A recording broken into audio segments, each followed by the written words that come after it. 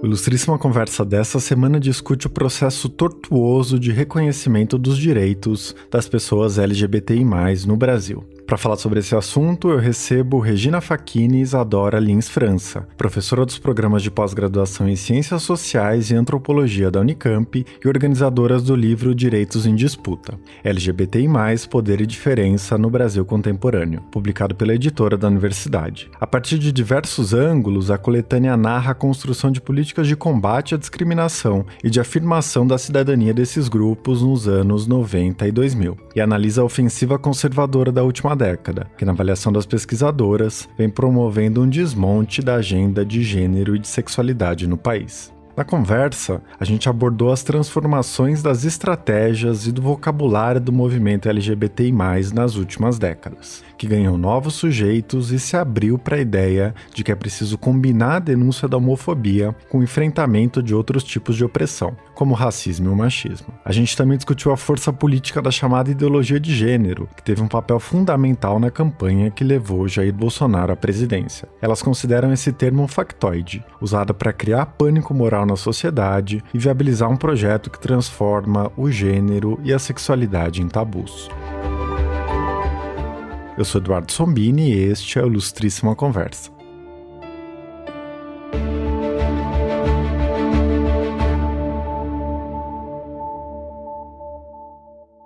Regina, Isadora, a coletânea que vocês publicaram é bastante ambiciosa, né? Esse é sem dúvida o primeiro aspecto do livro que salta aos olhos. São mais de 500 páginas, 20 capítulos e 32 autores. Uma boa parte com formação em antropologia, mas também pesquisadores da ciência política, do direito, da psicologia social, da saúde coletiva. Para a gente começar a nossa conversa, vocês podem explicar como vocês selecionaram e organizaram esses trabalhos tão diversos? E por que vocês recorreram à ideia de direitos em disputa como fio condutor? Eduardo, antes de tudo, quero agradecer o espaço do podcast, a gente está muito contente de participar aqui hoje.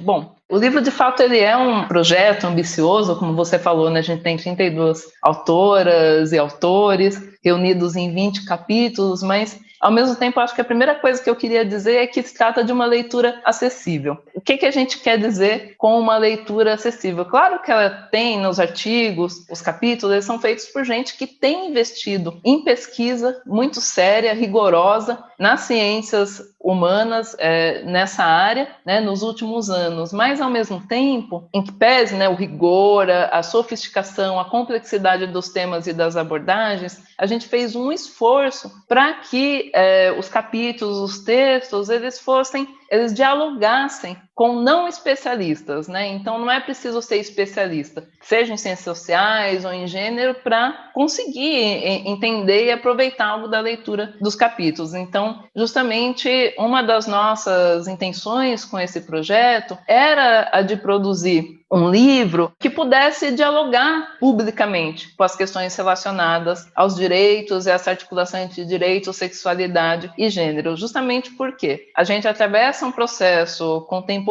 aí, desde a virada do século, em que cada vez mais as questões relacionadas a gênero e sexualidade, e aos direitos, elas assumem um lugar cada vez mais central no debate político. Isso é muito nítido no Brasil. Ao mesmo tempo, esse processo é marcado por transformações velozes, e muitas vezes incompreensíveis para as pessoas, pensando, por exemplo, em como se constituem essas identidades, como se constitui o sujeito político do movimento, ao mesmo tempo, como que se dá o processo de cidadanização de LGBT e mais no Estado, o que esse processo tem a ver com outros processos que falam diretamente à democracia no Brasil, Então, a gente partiu da necessidade de trabalhar com essa produção que nos últimos 20 anos é muito vigorosa e muito sofisticada, fornecendo aí uma leitura acessível de processos que eles mesmos são complexos, são muitas vezes difíceis de entender, mas que estão aí na ordem do dia também. Dentro disso, o convite que a gente fez para as autoras e para os autores fosse para que olhasse para esse processo nos últimos 20 anos, desde os anos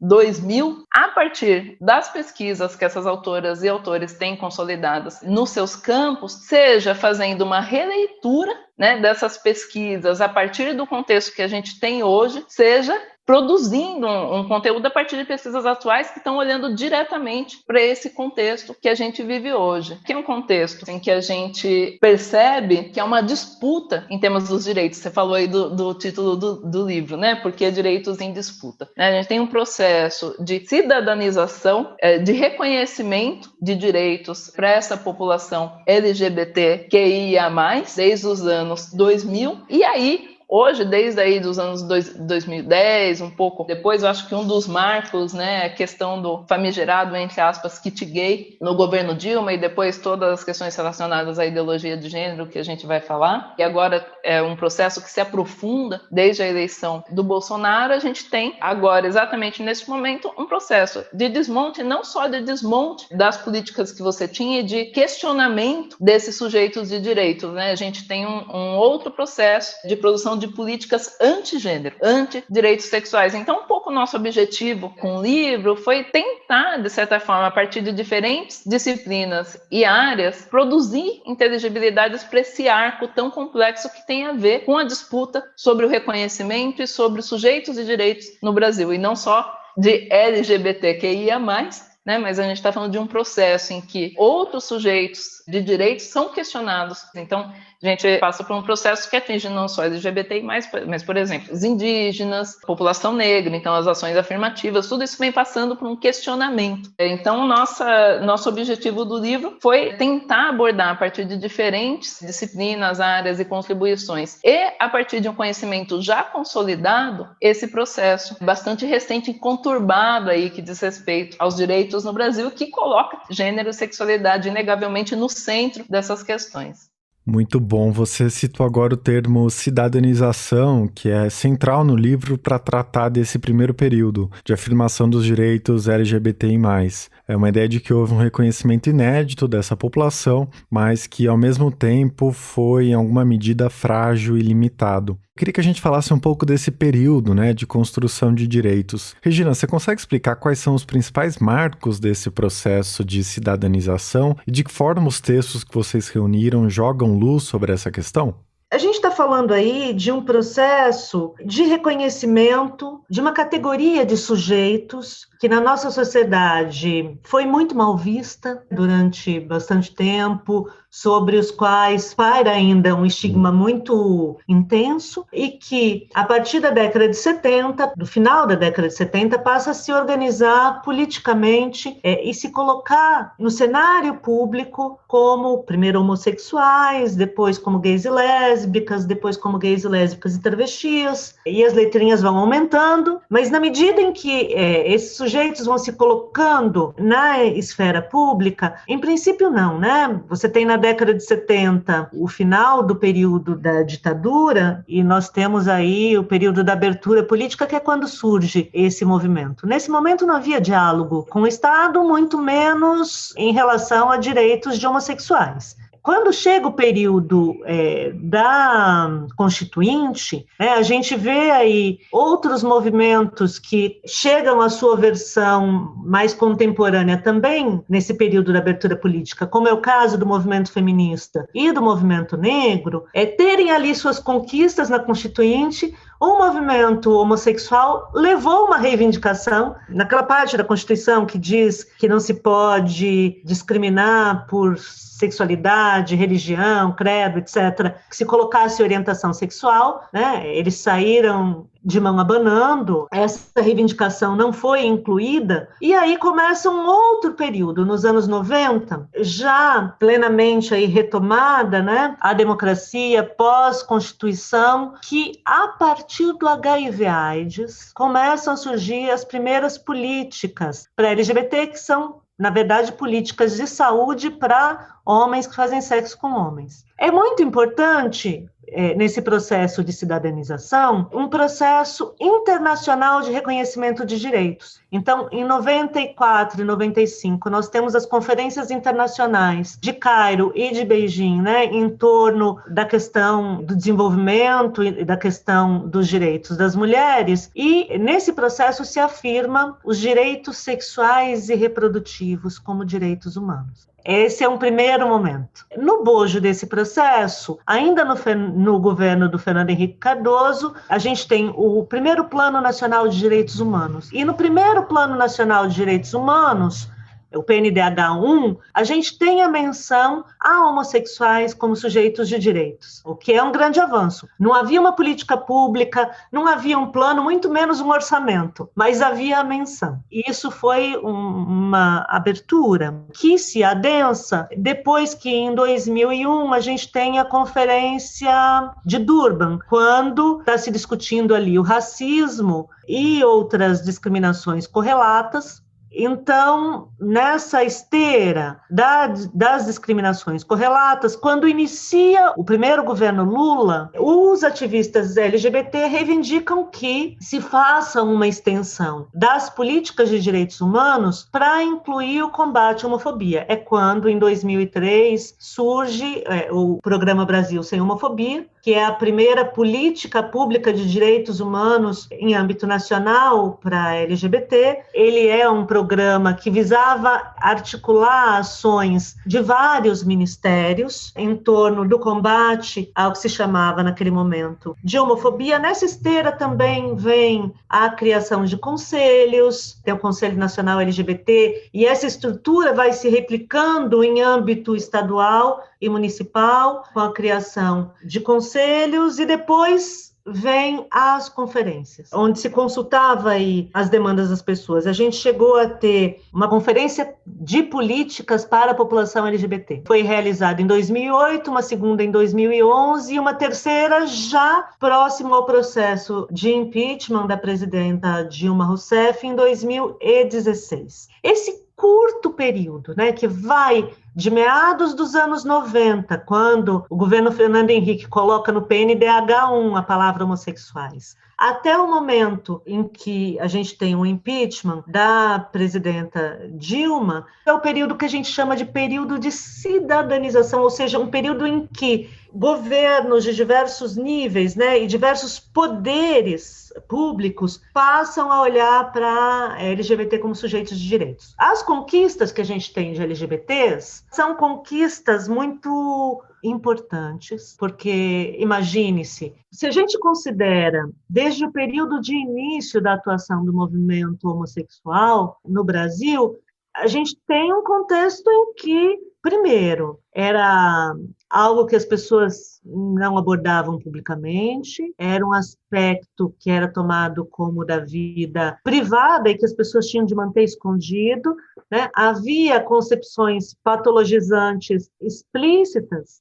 com relação à homossexualidade. Então a gente tem um salto muito grande, porque você começa a tratar publicamente dessas questões, né? Você começa a demandar direitos como reconhecimento das uniões entre pessoas de mesmo sexo, você começa a demandar direitos relacionados à saúde, à educação. Há uma incorporação no âmbito das políticas públicas. O legislativo sempre resistiu muito, né, desde a Constituinte. Regina, se você me permite uma interrupção, né? Claro. Vocês colocam o ápice desse período da cidadanização nos anos 2000 e o governo Lula como um marco importante. Por outro lado, boa parte dos direitos concretos, né, como a união de pessoas do mesmo sexo, vem desse reconhecimento da política pública propriamente, né, que parece ser bem intencionada, mas ao mesmo tempo não tão efetiva, né, no sentido de garantir direitos e transformar concretamente as condições de vida dessas populações. Estou percebendo pela sua reação que você não concorda com isso, né? Como que a gente pode pensar essa articulação entre uma visibilidade institucional que foi dada nos governos, na formulação de políticas,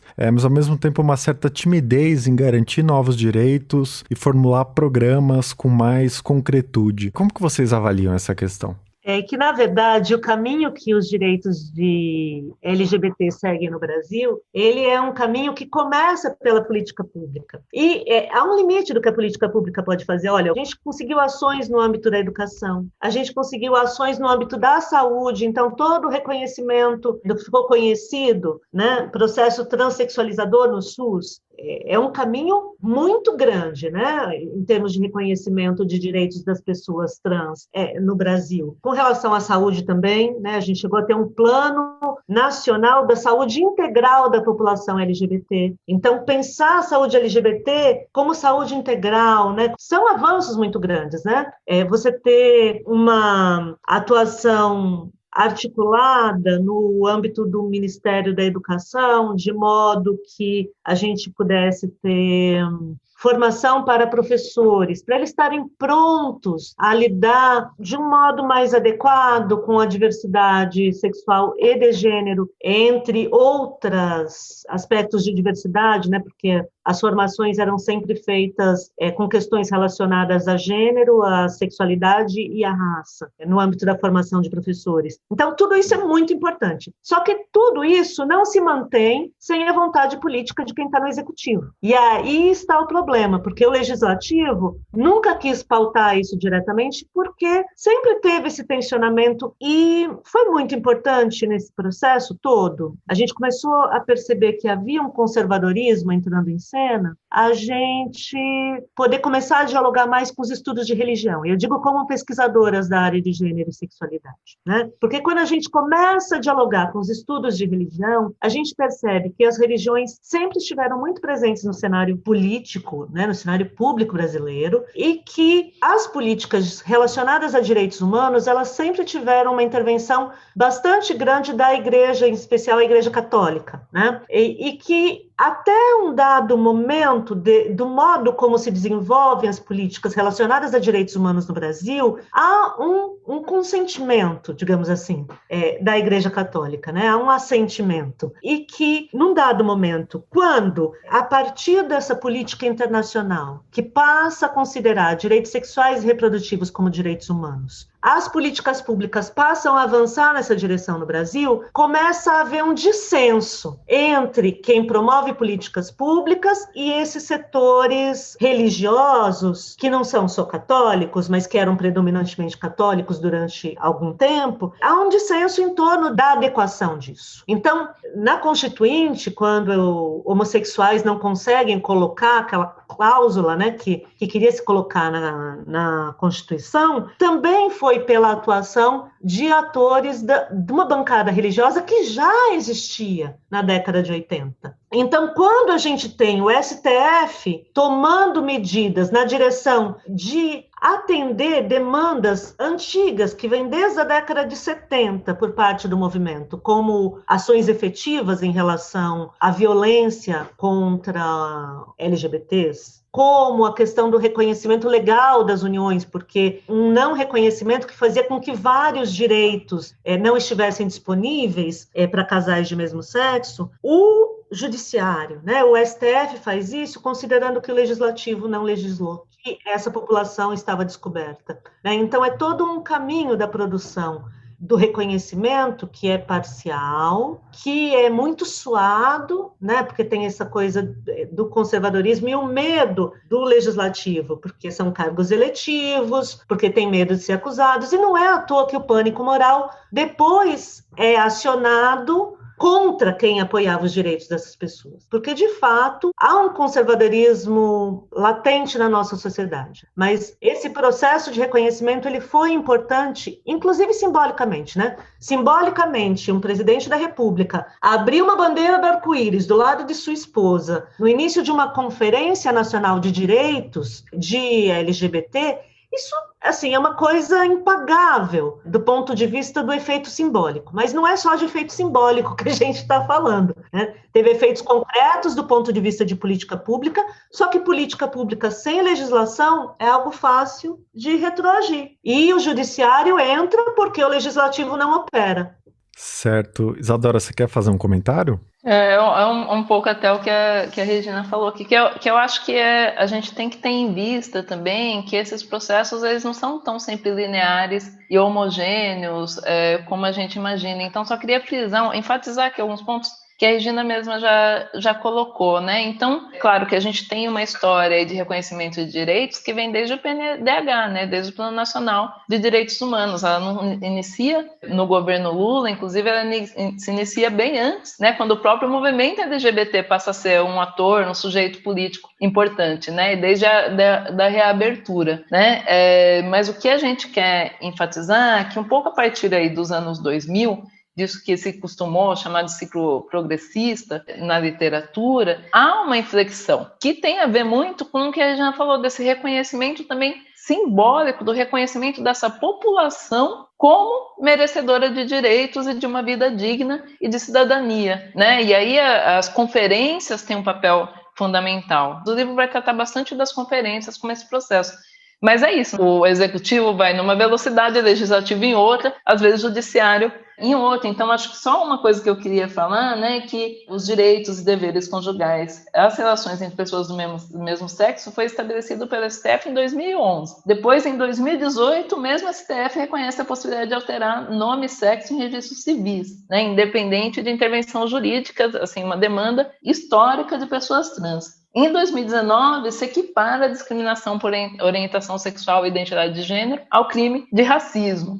E em 2020, se extingue aí uma ação popular que pretendia anular a resolução do Conselho Federal de Psicologia, que diz que são proibidas aí as terapias de reversão da homossexualidade ou a cura gay. Então, olha que interessante, né? Do que eu citei, se você olhar 2018, 2019, 2020, são processos que estão acontecendo no período mais recente, inclusive durante o governo Bolsonaro no Brasil. O que isso quer dizer? Que a gente tem aí uma conquista de direitos e que, enfim, é uma balela isso que a gente está falando de que esses direitos estão sendo questionados, disputados. Não, a gente quer dizer que esses processos não são lineares e que eles são muito frágeis, inclusive, como a Regina falou, quando eles vão pela via do judiciário, né? Foi a forma que se encontrou para garantia de direitos, né, que deveriam estar garantidos no legislativo e como política de Estado, né? Política pública, né? O que a gente tem hoje é o inverso. A gente tem o judiciário atuando nessas demandas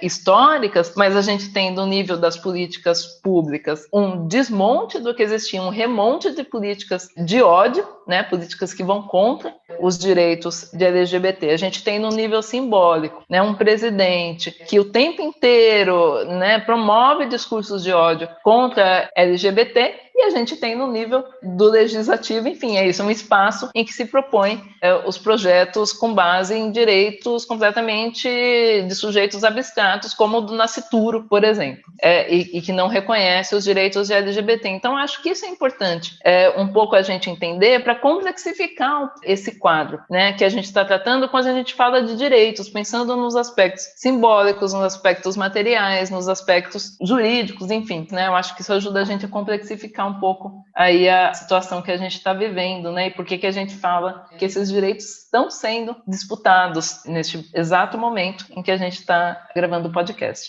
Com certeza. Eu queria passar agora para uma outra dimensão bem importante do livro, que é, para além da luta institucional, digamos assim, as dinâmicas no interior do movimento LGBTI nas últimas décadas. Regina, você tem um capítulo interessantíssimo no livro sobre isso, né? E o que mais me chamou a atenção é que você ressalta uma transformação no repertório desses ativistas, né? Você fala da ideia de essencialismo estratégico, que, se eu entendi bem, explica a construção de uma identidade mais sedimentada, né? Como gay ou lésbica, por exemplo, com o objetivo de se fazer representar frente ao Estado, e que isso dá lugar a uma valorização de experiências mais complexas, que muitas vezes não se enquadram mais nesses rótulos, né? Trazendo para o debate como outras formas de opressão se combinam. Ou seja, de uma retórica somos gays e lésbicas, o Estado tem que combater a homofobia, por exemplo, a gente passa para outra do tipo nós somos diversos, carregamos muitas diferenças e temos que combater todas as opressões.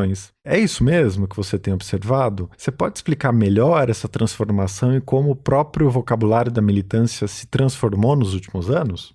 Então, é mais ou menos isso, Eduardo. O que acontece? O que eu argumento no artigo é que a gente tem uma tensão que vai se transformando em seu modo de expressão em diferentes momentos do movimento. Essa tensão, ela sempre é uma tensão que envolve, por um lado, a identidade, ou seja, essa necessidade de se fazer compreender para questões mais pragmáticas, tá? E, por outro lado, a experiência, que é difícil a gente traduzir de forma muito inteligível aquilo que é muito complexo. Então, esse tensionamento está presente desde o começo. Lá nos anos 70, por exemplo, havia ativistas que enfatizavam: temos que nos dizer homossexuais, temos que dar um nome para aquilo que nós somos, né? E havia outros ativistas que diziam assim: tudo bem, somos homossexuais, mas veja bem, a gente tem diferentes trajetórias de vida. Para alguns, o desejo sexual varia ao longo da vida. Outros ativistas diziam assim: bom, mas tem a experiência dos gays e é diferente da experiência das lésbicas, que é diferente dos homossexuais negros, entende?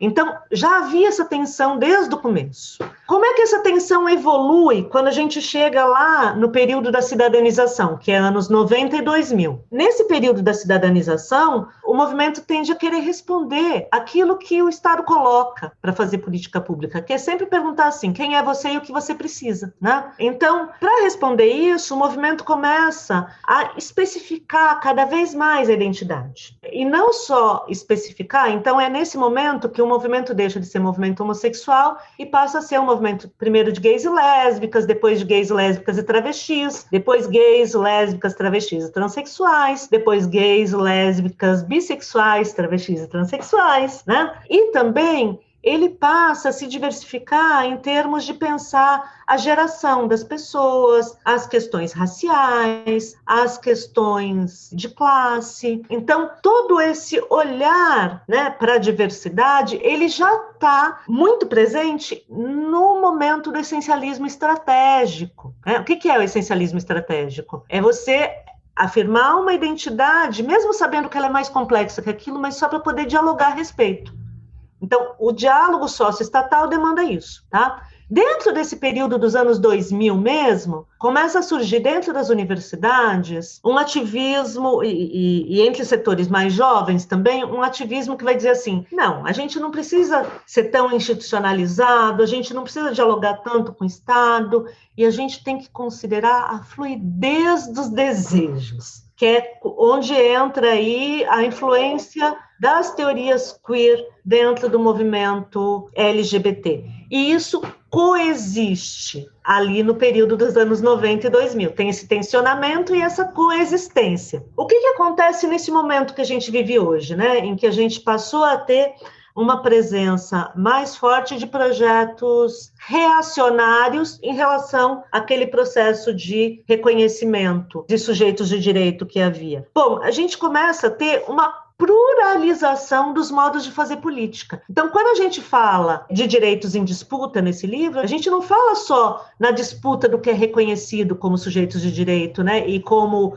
esse lado mais conservador e reacionário disputa aqueles sujeitos que estavam em reconhecimento, mas a gente quer falar também de que os movimentos sociais, embora minoritários no atual cenário político, eles estão mais diversificados internamente do que nunca. Eles estão mais inventivos do que nunca. Há várias formas de fazer política coexistindo. Ou seja, aquele ativismo que dialogava com o Estado, ele segue dialogando com o que der para dialogar em termos institucionais. Ou seja, a incidência política sobre o judiciário é cada vez mais intensa. Por quê? Porque o judiciário ainda dialoga, né? Porque determinados estados e municípios ainda dialogam, então vamos dialogar ali onde dá para dialogar. E a estratégia continua sendo o essencialismo estratégico, né? Então, as categorias gay, lésbica, bissexual, travesti, transexual. Mas, paralelamente, há várias outras formas de atuar. A partir de festas, como no artigo que a Isadora traz, a partir de uma politização em torno de direitos LGBT no âmbito religioso, como no artigo que Cris Serra traz para o livro, há mandatas coletivas, há outras formas de se inserir na política institucional ou não institucional. E aí, nessas formas menos institucionais de atuação, é que a gente tem algo que eu considero bastante especial, que é trazer essa noção de experiência junto com algo que não está presente só no movimento LGBT, que é essa questão da valorização da luta contra todas as opressões. Nos estudos sobre movimentos sociais, tem uma coisa que a gente chama de um mega enquadramento. Um enquadramento que é uma forma de situar as lutas políticas para diversos movimentos sociais. E hoje a gente tem isso em torno da categoria interseccionalidade, ou dessa luta contra todas as opressões. Isso está atravessando o movimento feminista, o movimento negro, o movimento LGBT, e tem muito a ver, né, só para fechar, com o processo que a gente teve de popularização e enegrecimento do acesso à universidade e o modo como isso impacta os próprios movimentos sociais. A gente tem hoje uma valorização do feminismo negro que não tem precedentes nos ativismos brasileiros. E é junto com a valorização do feminismo negro que vem essa valorização dessa noção de interseccionalidade e de luta contra todas as opressões. Então, é dessa junção de experiência com o reconhecimento de que a experiência não é só a minha experiência pessoal, que a experiência pessoal está atravessada por algo que é estrutural. Então, assim, eu sou ao mesmo tempo mulher de uma dada raça, com uma dada sexualidade, e que há fatores estruturais relacionados a gênero, a geração, a classe, a raça, né, que estão atuando conjuntamente para conformar a minha experiência. Então, a minha experiência une a minha vida cotidiana a estruturas sociais de poder. Essa ideia, né, que está muito presente nos movimentos sociais hoje e que dão aí uma outra coloração, uma outra forma de lidar com a política, inclusive reacendendo aí esperanças, né, com relação à participação política institucional via candidaturas, por exemplo. Muito bom. Isadora, você tem um capítulo no livro, né, escrito com um orientando seu, que condensa várias dessas questões que a Regina mencionou, né? Vocês colocam em perspectiva uma etnografia que você fez nos anos 2000, um samba no centro de São Paulo, e uma em que o Bruno Ribeiro, seu orientando, discute a cena preta LGBT da cidade, né? 10 anos depois. Vocês centram a análise na categoria do corpo, enfatizando como os corpos negros LGBT são objeto de violência, mas também são a possibilidade de resistência e de libertação. Pode falar um pouco mais sobre essa dimensão, Isadora? O que esse cruzamento de raça, gênero, sexualidade nos corpos tem a dizer? Então, Eduardo, acho que a Regina estava falando aí da centralidade da experiência, do corpo e da articulação entre diferenças, né? Eu acho que tem tudo a ver com o que ela está falando, com o modo como o corpo ganha centralidade hoje nos nossos vocabulários políticos, nossos repertórios políticos, junto com a importância de se articular aí pautas relacionadas a diversos sujeitos políticos. Então, o antirracismo, a questão dos direitos sexuais, de gênero, elas passam a aparecer muito mais integradas no momento que a gente vive hoje. Eu já vou chegar aí, mas acho que é importante falar um pouco, então, do corpo, né, como você estimula a gente a pensar. Então, o corpo não só é um lugar para a produção dessas políticas, mas eu queria chamar a atenção de uma outra questão, né? Por que o corpo também é um lugar hoje tão importante para a gente pensar as políticas a partir da experiência dos sujeitos, né? É porque é no corpo também que o racismo e a, entre aspas, LGBTfobia se produzem. É no corpo desses sujeitos. Tem uma autora que eu gosto muito, a Sara Ahmed, que ela pensa em racismo como um processo de produção de fronteiras que delimitam onde determinados corpos podem habitar, podem existir, e onde esses corpos não podem existir. Por exemplo, vamos olhar para o Congresso Nacional hoje. A gente olha para lá. Será que esse é um lugar que pode ser habitado por corpos negros e corpos LGBT? A universidade passou a ser um lugar muito mais habitado, né, e visivelmente habitado por esses corpos. Se esses corpos não estão no Congresso, será que a gente consegue ter uma pista de onde eles estão? Se a gente olhar, por exemplo, para as prisões, ou se a gente olhar, por exemplo, para as ruas das cidades. Então, quando a gente está falando de racismo, a gente está falando de processos que são muito simbólicos, de fronteiras onde os corpos podem ou não habitar, mas que são também muito materiais, né? Tem a ver com poder e com experiências de violência, né? Porque muitas vezes essas fronteiras, né? Muitas vezes não, essas fronteiras elas são instauradas a partir de um processo violento e de intensificação, né, cristalização das hierarquias sociais, né? Então, falar de corpo é muito importante, porque no corpo a gente entende aí o racismo, a LGBTfobia, inclusive a violência policial, né? A violência que se dá sobre corpos negros, a violência que se dá sobre corpos, por exemplo, que revela uma ambiguidade em termos de feminilidades e masculinidades, né? Das sapatões, das bichas, das travestis. Então, é no corpo também muitas vezes se produz essa violência que é também física, né? No cerceamento do corpo, na violação dos corpos. Então, o corpo aqui é central. Ao mesmo tempo, a gente não queria trabalhar a partir da perspectiva apenas da violência que se inflige sobre esses corpos, né? Mas de pensar, ao mesmo tempo, como as pessoas criam. Então, se elas não podem habitar em determinados lugares, como as pessoas criam lugares onde sim elas podem habitar de modo a viver de uma forma articulada para elas, né, o fato de serem LGBT e de serem negras, de viverem orgulhosamente a sua negritude e a sua sexualidade, a sua expressão de gênero, porque, né, a gente estava falando que a experiência, quando a gente pensa em raça, gênero, em sexualidade, em vários fatores de geração, vários fatores aí que constroem o que a gente entende como a nossa experiência no mundo, ela não é vivida toda ao mesmo tempo. Por exemplo,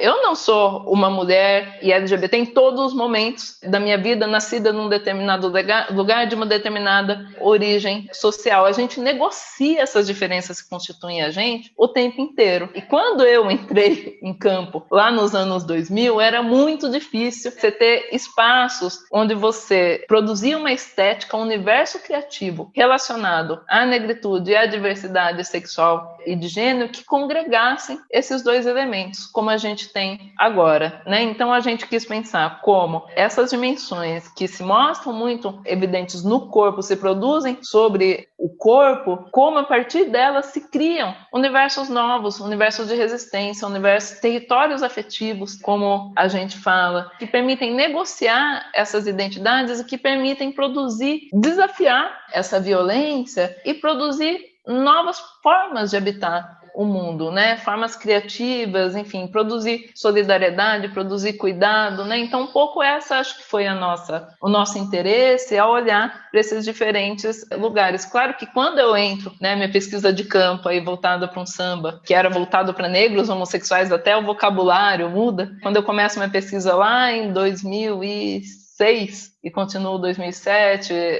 2008, né, a gente não tinha, enfim, os mesmos lugares, né, as mesmas possibilidades que a gente tem hoje. Essas coisas não eram articuladas a partir do mesmo repertório, né? Nesse momento, a gente vê aí, que é um momento que vai trabalhar, então, o Bruno Nizinga Ribeiro me orientando, a gente vê a construção de uma cena preta LGBT, né, que é uma cena que vai construir novos vocabulários que vão apontar para as possibilidades de ser negro e LGBT hoje na nossa sociedade, e que é uma cena que é muito mais que fruição. É festa? Mas não é só isso. Do modo como a gente pensa estética, como a gente pensa festa, nada disso está apartado da experiência de vida dos sujeitos e da política. Isso tudo são lugares onde se produz, sim, fruição, prazer, desejo, e essas são coisas importantíssimas para corpos que muitas vezes não são reconhecidos como desejáveis, como bonitos, né? Mas ao mesmo tempo se produz aí cuidado, solidariedade, afeto e resistência à violência. Então foi isso que a gente quis trazer no artigo.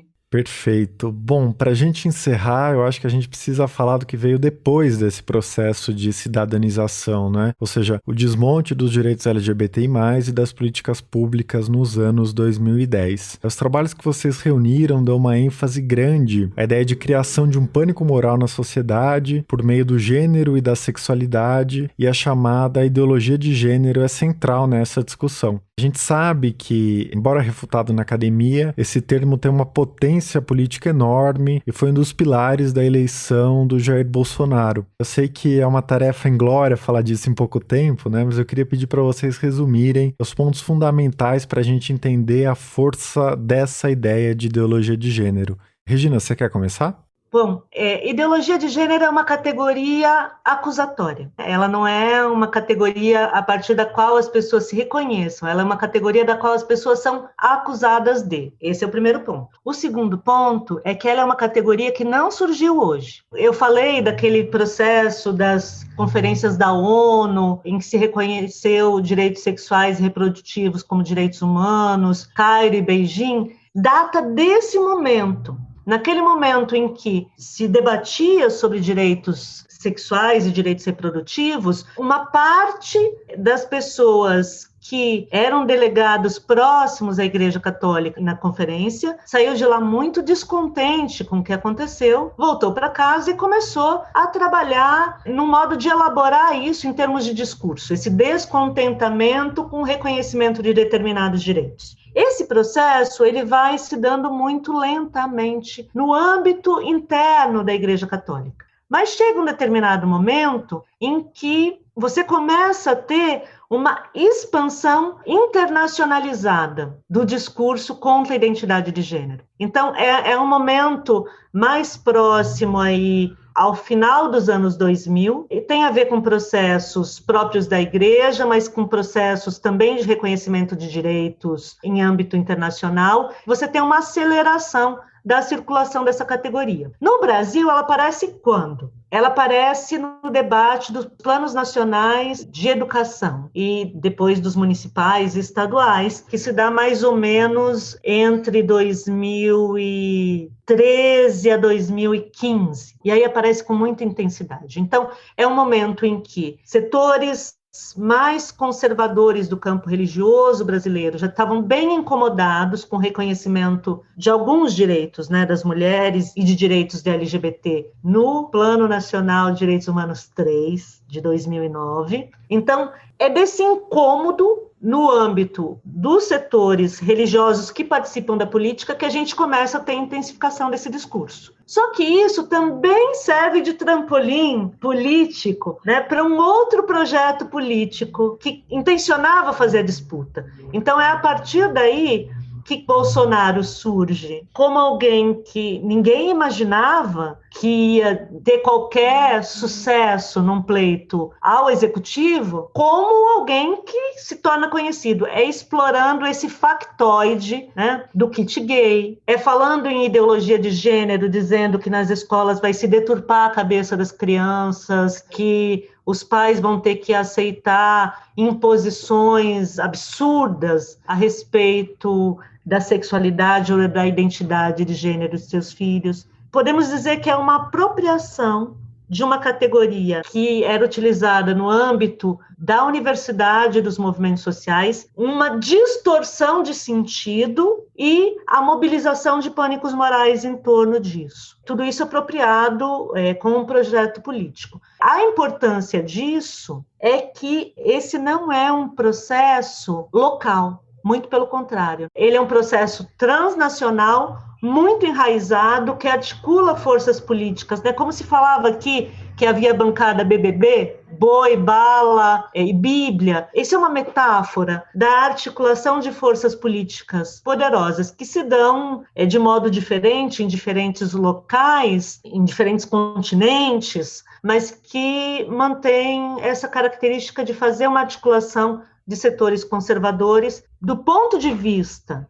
de direitos de determinadas populações, mas também do ponto de vista de direitos sociais. Isadora, será que você pode falar mais especificamente sobre as implicações que o uso dessa ideia de ideologia de gênero, muito associada a teorias da conspiração, não é, tem nos direitos LGBTI+? Claro, vou falar rapidamente.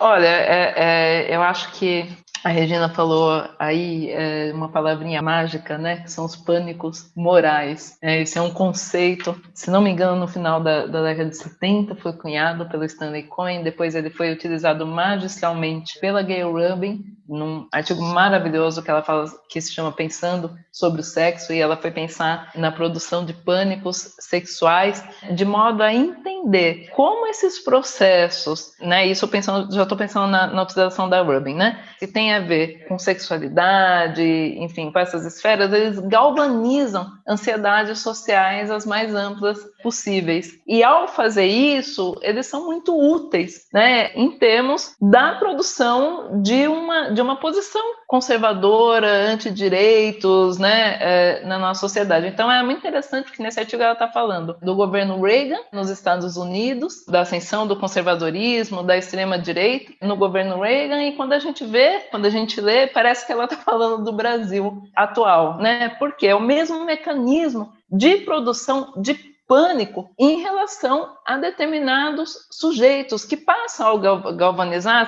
a se transformar em tudo que ameaça a própria sociedade. É como se tivesse uma junção, né? É o gay da ditadura gay, o comunista, come criancinha, tudo isso ameaça a nossa sociedade de uma forma assim que, para a gente garantir o nosso bem-estar como população, a gente tem que esmagar esses sujeitos, né? Isso a gente está falando de pânicos sexuais, de teorias conspiratórias. Então, as implicações são muito dramáticas, porque quando a gente trabalha com a política na chave da moral, né, e não trabalha com a política em outras chaves das desigualdades, do direito, a gente está se colocando de forma vulnerável a criar inimigos que devem ser, então, suprimidos em favor do que se imagina que é o bem-estar da nação, né? Mas é um bem-estar da nação que ele é muito direcionado, né? Ele é muito limitado, é um bem-estar da nação que recoloca a nação em termos de fantasias de masculinidade, aí que assombram, né, o nosso presidente, e que elas, sim, era isso que eu queria te falar, Eduardo, elas, sim, são ideologia de gênero. Acho que isso é importantíssimo dizer, nós não estamos no mesmo campo, nós não estamos tratando de opiniões que o campo científico teria e de opiniões que as outras pessoas têm, a gente não está no campo das opiniões aí, que é o que querem imputar, né, os estudiosos, como eles tivessem uma opinião ou uma pauta política nonsense em termos de gênero. Quem produz ideologia é quem fala que menino veste azul e menina veste rosa. O que a gente produz quando a gente fala em gênero é conhecimento científico, né, conhecimento científico que está pautado, né, na pesquisa rigorosa, empírica, numa produção de conhecimento que envolve, sim, a contestação, diferentes teorias que envolvem essa pluralidade. A gente não está falando de opinião. A gente começou falando que o livro é um projeto ambicioso, né? Mas é um projeto ambicioso porque a gente tem um campo de produção de conhecimento em gênero e em sexualidade neste país que é vigoroso, é diversificado, é rigoroso, e ele não se presta a ser chamado de ideologia no sentido de um falseamento, digamos, da realidade ou da simples e pura opinião. E um pouco o que eu acho que é o lado que a gente se coloca é desse lado, da produção de conhecimento, da produção de tecnologias sociais, né? As ciências sociais foram muito importantes para tecnologias sociais de redução de desigualdade, de redução da violência, de enfrentamento de epidemias como a HIV/AIDS nesse país. É nesse campo que a gente se coloca, no campo da ciência, da produção do conhecimento e não da ideologia, como querem os pânicos, né? E essas conspirações, essas torções que são feitas aí pelas fake news, né? Por esses atores, como eles querem dizer, né? O que a gente quis mostrar aqui é que a gente produz conhecimento empírico, apoiado, né? Apoiado na realidade social, na discussão teórica, conceitual, que é muito já complexa e vigorosa no nosso campo. Com certeza. Bom, eu tinha várias outras questões, o livro é ótimo, eu fiquei super entusiasmado com vários capítulos, mas a gente tem que encerrar. Eu queria agradecer a participação de vocês e parabenizar vocês duas pela organização do livro. Obrigado, Regina. Obrigado, Isadora. Muito obrigada, Eduardo. Eu que agradeço, Eduardo. Valeu. Este foi o Ilustríssima Conversa. Eu sou Eduardo Sombini e a edição de som é da Laila Moalem. Até a próxima.